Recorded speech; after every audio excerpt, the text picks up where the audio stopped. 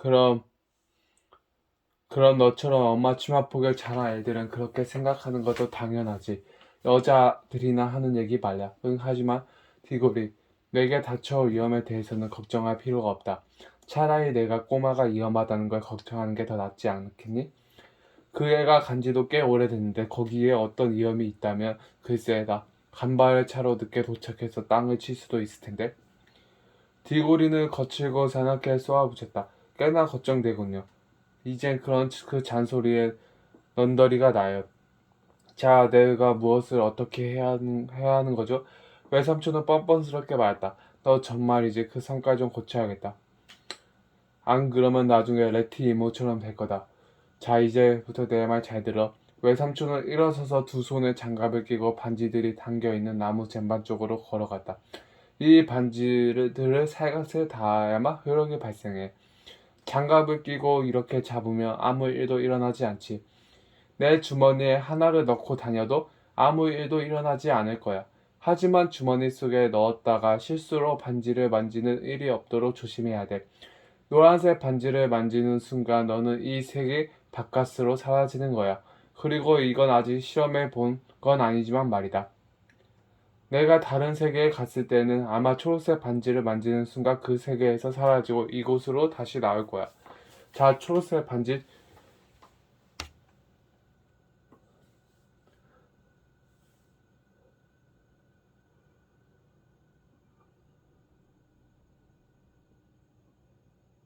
자, 초록색 반지 두 개를 내 오른쪽 주머니에 넣어두겠다.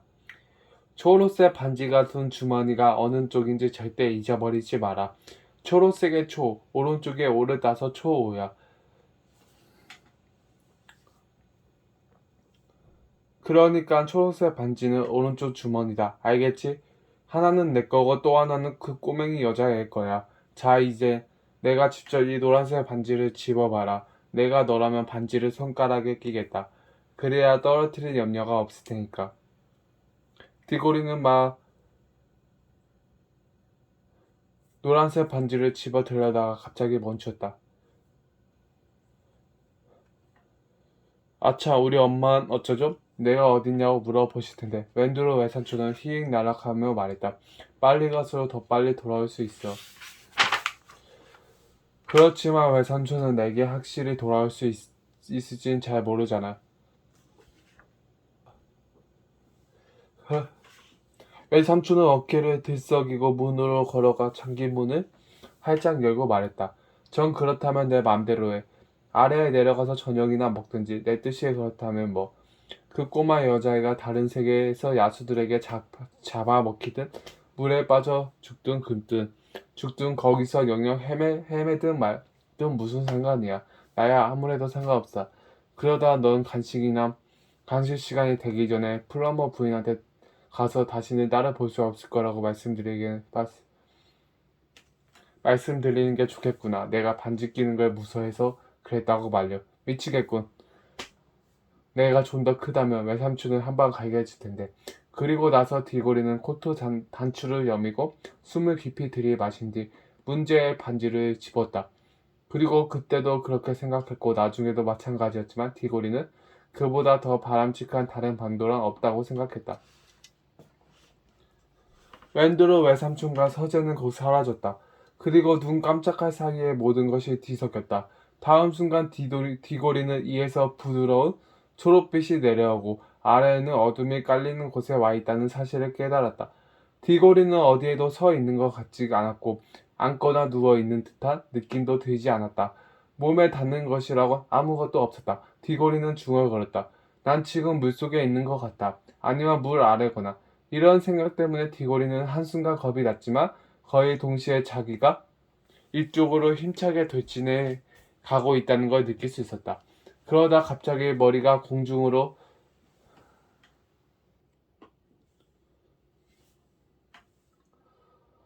쑥 솟아오르더니 자신이 연못가의 부드러운 풀밭으로 기어오르고 있다는 것을 알아버렸다. 천천히 땅을 디디고 일어나면서 디고리는 물속에 왔다. 나왔다면 당연히 몸에 물기가 묻어 있거나 숨을 헛떡거리고 있어야 하는데 전혀 그렇지 않다는 사실도 알았다. 옷도 완전히 말라 있었다. 디고리는 어느 숲속 끝에서 끝까지 10발짝도 안 되는 작은 연못갓에 서 있었다. 하늘은 빽빽히 자라나 나무와 잎사귀 때문에 하나도 보이지 않았다. 잎사귀 사이로 비치는 빛은 모두 초록빛이었다. 그러나 이 한낮의 초록빛이 밝고 따뜻한 것으로 보아 나무 위에는 강한 햇볕이 내리쬐고 있는 게 틀림없었다. 그 숲은 세상에서 가장 고요한 숲이었다. 새도 벌레도 동물도 없었고 바람 한 점 불지 않았다. 오직 나무가 자라는 소리만 느낄 수 있을 뿐이었다. 연못은 디고리가 방금 빠져나온 연못만 있는 게 아니었다. 눈길 닿는 곳까지 수십 개가 되는 연못들이 몇 미터 간격으로 자리 잡고 있었다. 나무 뿌리들이 그 연못에 물을 빨아들이고 있는 걸 느낄 수 있다고 해도 과언이 아니었다. 이 숲은 너무나 생기 있게 움직이는 것처럼 보였다. 훗날 디고리는 이 숲을 묘사할 때 늘 이렇게 말하곤 했다. 그곳은 감칠맛 나는 곳이었어. 꼭 건포도 같은 가자처럼 말이야. 가장 신기한 점은 디고리가 미처 주위를 둘러보기도 전에 어떻게 거기를 왔는지를 거의 잊어버렸다는 사실이다. 어쨌든 디고리는 폴리나 앤드루 삼촌, 심지어 연말을 생각하고 있지 않았다. 디고리는 최소한의 두려움이나 흥분 혹은 호기심조차 느끼지 않았다. 만약 누가 디고리에게 어디서 왔냐라고 묻는다면 디고리는 아마도 난 항상 여기 있었어 라고 대답할 것이다. 그것은 마치 언제나 거기에 있었으며 아무 일도 일어나지 않아도 전혀 지루할 것 같지 않은 그런 기분이었다. 디고리는 오랜 세월이 흐른 뒤에도 이렇게 해고했다. 어떤 일이 일어나는 그런 곳은 아니야. 나무들이 자라고 있었지. 그게 전부였어. 밑에 등을 기대고 있는 누워있는 모습을 발견했다. 여자아이는 눈을 감고 있었지만 완전히 감겨있지 않는 것으로 보아 비몽사몽인 듯했다. 그래서 디고리는 한동안 여자아이를 바라보며 아무 말도 하지 않았다. 마침내 여자아이가 눈을 떴지만 역시 한동안 말없이 디고리를 쳐다보기만 했다. 그러고는 이윽고 꿈을 꾸듯 흐뭇한 목소리로 말했다. 전에 너를 본 적이 있는 것 같아. 나도 그래. 넌 여기 오래 있었니? 응, 항상 적어도 잘 모르겠지만 아주 오랫동안. 나도 마찬가지야. 아니야, 넌 그렇지 않아. 내가 저 연못에서 나오는 걸 봤는데. 디고리는 혼란스러운 태도로 말했다. 아, 그랬었지. 그런데 잠시 깜빡했어. 그러고는 꽤 오랫동안 둘 다 아무 일이 없었다. 이윽고 여자아이가 입을 열었다. 저 있잖아. 우리 혹시 예전에 만난 적이 있는 거 아닐까? 그런 생각이 들어. 우리처럼 한 여자애와 남자애가 생판 다른 곳에 살면서 온갖 짓을 하고 있는 광경이 머릿속에 떠올랐거든. 아마도 그냥 꿈이겠지? 나도 너하고 똑같은 꿈을 꾼 것 같아. 남자애와 여자애가 서로 옆집에 살면서 석가래 사이로 기어다니는 그런 꿈 말이야. 그 여자의 얼굴이 더러웠던 기억이 나. 너 뭔가 혼돈하는 거 아니니? 내 꿈에서는 남자의 얼굴이 더러웠단 말이야. 난 남자의 얼굴을 기억 안 나. 저게 뭐지? 어머, 기니피크야. 정말로 그것은 풀밭 속을 돌아다니고 있는 뚱뚱한 기니피크였다. 그러나 그 기니핑크의 몸통 한가운데 끈이 묶여있고 그 끈에 밝은 노란색 반지가 동여 매져 있었다. 디고리가 소리쳤다. 아, 저것 좀 봐, 반지야. 그리고 이것 봐, 내 손가락이 있고 나한테도 있어. 마침내 여자애도 진짜 관심을 갖고 자리에서 일어났다. 둘은 뭔가를 기억해내려고 애쓰면서 서로를 뚫어지게 쳐다보았다. 그러고는 동시에 소리쳤다. 여자아이는 캐터리 아저씨라고 외쳤고 남자아이는 웬드로 애삼촌 하고 외쳤다. 이어서 둘은 자신들이 누구인지 깨달았고 점차 모든 기억이 되살아나기 시작했다. 몇 분 동안 열심히 이야기를 나눈 끝에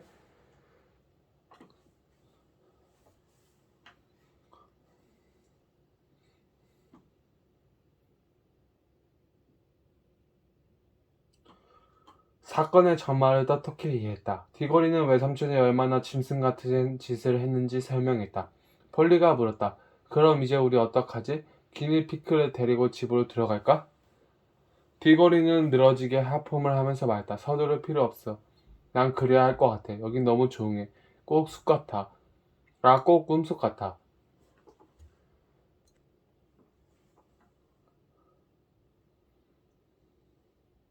넌 지금 거기에 잠든 거나 마찬가지야. 일단 그 상태에 빠지면 우린 영원히 드러 누워서 꾸벅꾸벅 졸기만 할 거야. 여긴 아주 기분 좋은 곳이야. 응, 그래. 그래, 하지만 우린 돌아가야 돼. 폴리는 일어서서 기니피크 쪽으로 조심스럽게 다가가다가 곧 마음을 바꿨다. 기니피크는 여기에 그냥 놔두는 게 좋겠어. 여기서 아주 행복해 하는데 괜히 집에 데려갔다가 너네 외삼촌한테 너 끔찍한 변을 당하면 어떡해. 보나마나 그럴 거야. 외삼촌이 우리 어떻게 다뤘는지 생각해봐. 그런데 어떻게 집으로 돌아가지? 다시 연못 속으로 들어가면 될 것 같아. 둘은 연못가로 가서 잔잔한 물속을 들여다보며 나란히 서 있었다. 푸른 잎이 무성한 나뭇가지들의 그림자가 울창하게 드리워져 있어서 연못 속은 아주 깊어 보였다. 폴리가 말했다. 우리 수영복 같은 거 없잖아. 바보야. 그런 거 필요 없어. 옷 입은 채로 그냥 돌아가는 거야. 여기서 나왔을 땐 옷이 하나도 젖지 않았거든. 기억 안 나? 너 수영할 줄 알아? 웬만큼 너는? 글쎄 난 별로야. 아마 수영할 필요도 없을 거야. 우린 그냥 물속으로 내려가려는 건데 뭐. 둘 다 연못 속에 풍덩 뛰어들고 싶지는 않았지만 그런 생각을 입 밖에 내지는 않았다. 둘은 손을 잡고 하나, 둘, 셋, 뛰어라 하고 외치면서 물속으로 뛰어들었다. 세찬 물보라를 튀기며 둘은 눈을 꼭 감았다. 그런데 다시 눈을 떴을 때 그 두 아이는 여전히 그 푸른 숲 속에 있다는 걸 알았다. 서로 손을 잡은 채 겨우 발목까지밖에 오지 않는 연못 속에 있었던 연못의 깊이는 고작 5, 6cm밖에 되지 않았다. 너무...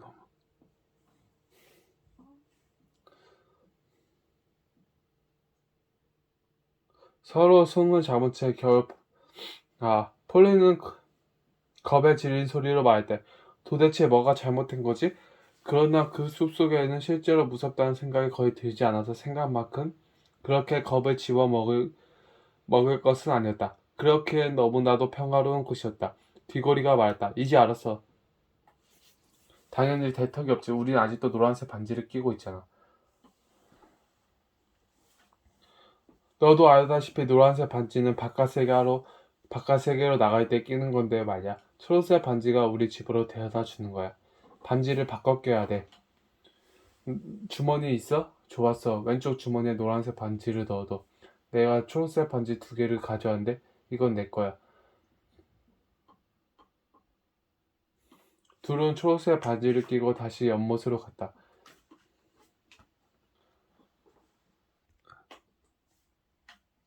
그러나 물속으로 뛰어들려는 순간 티고리는 오라 하고 길게 소리쳤다. 폴리는 의아해하면서 물었다. 왜 그래? 방금 기막힌 생각이 떠올라서 다른 연못들은 어떤 것일까? 무슨 뜻이야? 그러니까 우리가 이 연못 속에 뛰어들어 우리 세계로 돌아갈 수만 있다면 다른 연못 속에서 뛰어들면 어디든지 가볼 수 있지 않을까? 어쩐 연못 바닥마다 다른 세계가 있을지도 몰라.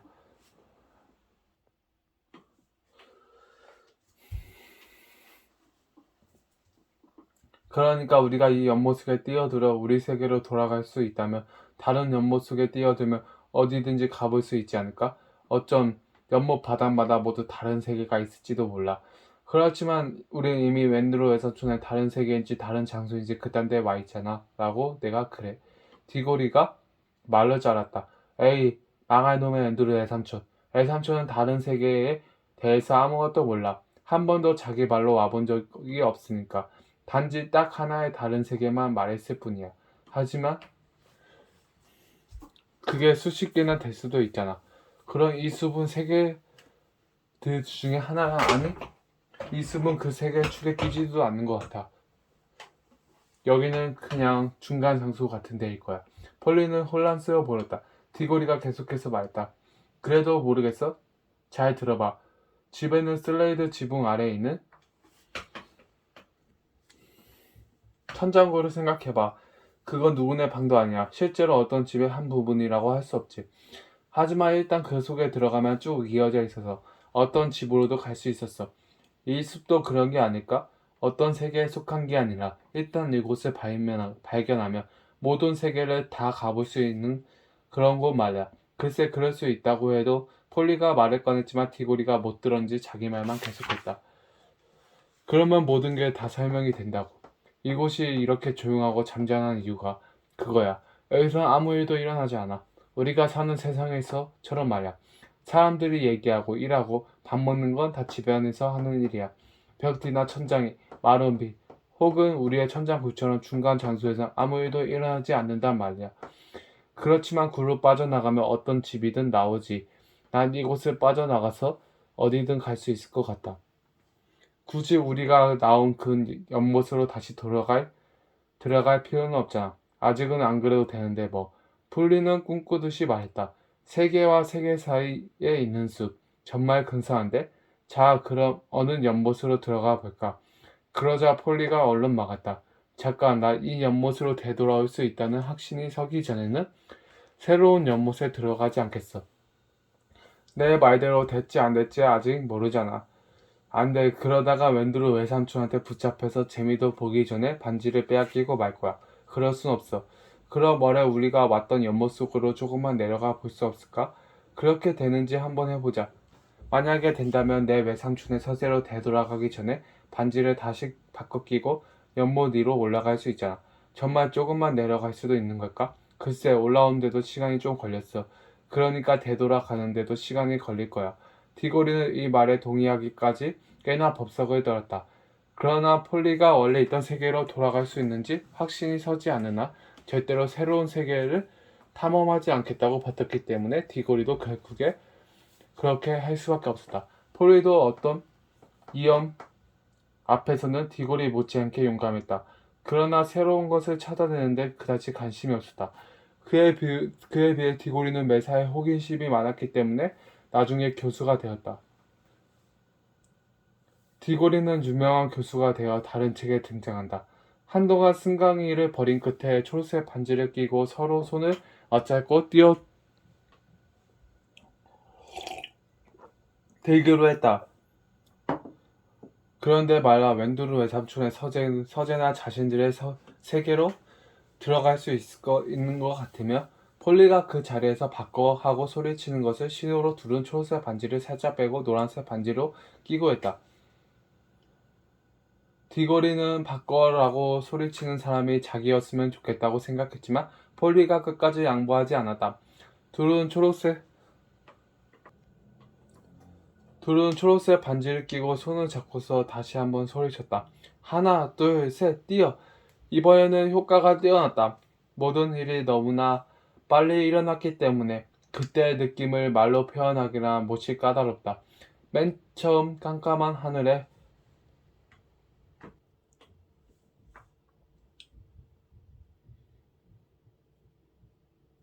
밝은 빛이 있었다. 디고리는 언제나 그 빛은 별빛이며 아주 가까이에서 목성은 분명히 보았다고 맹세했다. 목성의 이성들이 보일 정도로 가까운 거리에서 말이다. 그러나 거의 동시에 줄지어 늘어선 지붕과 굴뚝들이 나타났다. 두 아이는 선바우로 성당을 보고는 자신들의 런던시를 바라보고 있다는 걸 알았다. 또한 담벼락 너머로 온 집안을 들여다볼 수 있었다. 이윽고 두 아이는 랜드루 외삼촌을 볼 수 있었는데 희부였고 유령 같은 모습이었지만 시간이 지날수록 윤곽이 뚜렷해졌다. 그러나 외삼촌의 모습이 완전히 드러나기 전에 폴리가 바꿔 하고 소리쳐서 둘은 반지를 바꿔 끼웠다. 그러자 우리 세계는 꿈처럼 천천히 사라지고 가고 그 위에서 비치는 초록빛에 한층 강력해지며 둘의 머리가 연못 밖으로 나오고 그 기슭까지 올라왔다. 이제 주인은 온통 푸르른 빛과 고요함이 넘치는 숲뿐이었다. 이 모든 일이 일어나는 데는 1분도 채 걸리지 않았다. 디고리는 한호성을 지렸다. 거봐 내 말이 맞지? 이제 모험을 시작하는 거야. 어떤 연못이든 갈 수 있어. 저기 저 연못으로 가보자.